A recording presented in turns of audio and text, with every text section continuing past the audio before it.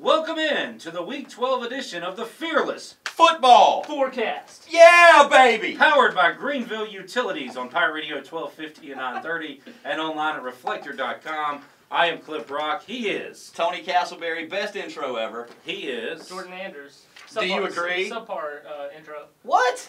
Just wait to see what we have cooked up for the playoffs, guys. It's going to be incredible. Belly dancers. All right, we have 4 games to break down this weekend, and I want to start at what's going on right down the road in Littlefield, guys, because we've been talking about a scenario. Jordan, you kind of brought it up when Aiden Grifton lost to Green Central many moons ago, that Aiden Grifton not necessarily out of the conference championship race yet. Now, a lot had to happen, and a lot has happened, and here we are, Kinston at Aiden Grifton, and Kinston's undefeated. Aiden Grifton playing for a lot coming up Friday night. Should be a great game.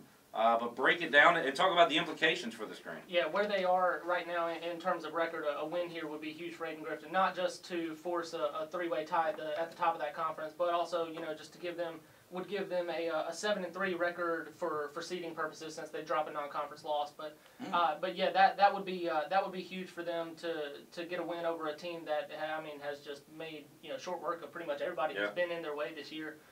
It would be a huge win, and it's an interesting matchup because not just 2 years ago, Aiden Grifton beat Kinston 76-0.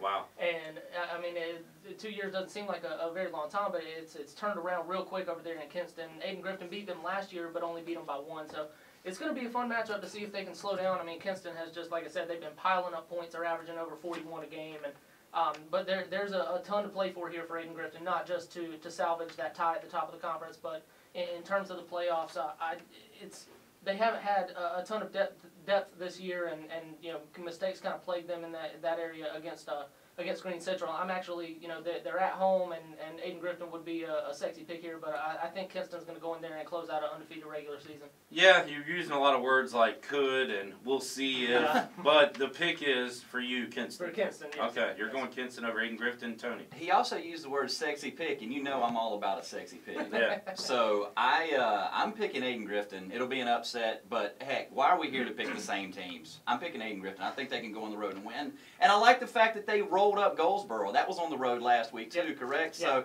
40-8. Yeah, that proves to me that they can go beat a good team on the road. Kinston hasn't been in this position in my time here. Aiden Grifton's at home this week. Oh, I'm not. Well, yeah. Even sexier. That's even sexier now. So yeah, go Littlefield, go Chargers. I'm picking Aiden Grifton. All right, guys. North Pitt is at Farmville Central. What is the scenario here if Farmville Central wins? Can they make the playoffs? Well, what's the situation there, guys? Jordan? Yeah, they can. It'll be tough though. If they get a win to get to 5 and 6, they'll go 5 and 5 for the playoffs, and it'll be right there hovering around that line. But this is again they lose and they're pretty much have no shot. So this is a game that they've got to have. But man, there's just so much going on here in terms of they lost Shaft Parker and Kashawn Baker last week, the AC joint sprains. They're Scott Gardner said they're both questionable this week.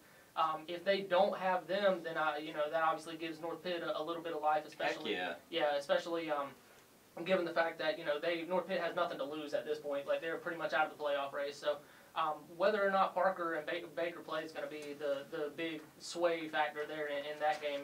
If they do, obviously Farmville Central gets the nod. But even if they don't, I think they've still been even earlier in the year when Parker missed some time, I feel like maybe they'll be able to take that experience and parlay that into a win at home. So I'm going to go with Farmville Central. All right. So despite the injuries, the Jaguars the pick. Tony? Yeah, I think Farmville Central is going to be fired up for all those things that Jordan just mentioned, and it being a big rivalry between them and North Pitt that goes back several years. And North Pitt's just not good. I've seen them play a couple times this year, and they've shown glimpses of, oh man, they might get something going, and then it just doesn't. And Nitro Chapman, I didn't think he'd play after separating a shoulder last week, but I see that he will play. I think it'll be a competitive game. I think it'll be more competitive than a lot of the games that North Pitt's played this year. I agree. Just because they'll be fired up to get one last win and maybe send their seniors out on a high note, somewhat of a high note. But I don't think they're going to have enough for Farmville Central. I think Farmville Central is going to be a little bit more eager in this game. The Fearless Football Forecast last week of the regular season edition, powered by Greenville Utilities here on Pirate Radio 1250 and 930 online at reflector.com. Guys, last week while D.H. Conley was beating New Bern, a lot of local eyeballs on that one, Rose was quietly putting up 76 points against C.B. Aycock. This week, Rose at New Bern. Always a fun one. Tony, Yeah. How do you handicap this one? Typically a very entertaining game. These teams, not a lot of love lost between them over the years, and a pretty good rivalry has been built up over the past few years as well. But this team is not the same New Bern team that we've known, not the state championship contender that we've known for, what, seems like 10 years in a row now. And Rose is rolling. I mean, I think we might have predicted that they would approach 60, 70 points last week. Yep. They went for 80 and almost got there. So they're riding high. I think that they're going to get a big win over New Bern at New Bern to sail into the playoffs on a high note. Conley at South Central. A couple of questions here. Any chance Conley maybe rests a few guys? They've got the conference locked up, look ahead to the playoffs. Second question, is there, Jordan, we're talking about this off the air, is there a chance South Central could actually make the playoffs? No way, right? Well, for number one, I highly doubt it. This is a big rivalry game. It is. The Those records, kids know each other. Yeah, the records are what they are, but these are two teams that I know Conley's going to want to go in there and win. And in terms of the postseason, South Central, there's a lot of things that happen with the split conference and winning percentage and some other stuff with seeds. And it's not outside the realm of possibility, but it is highly unlikely. With just 2 wins. Yeah.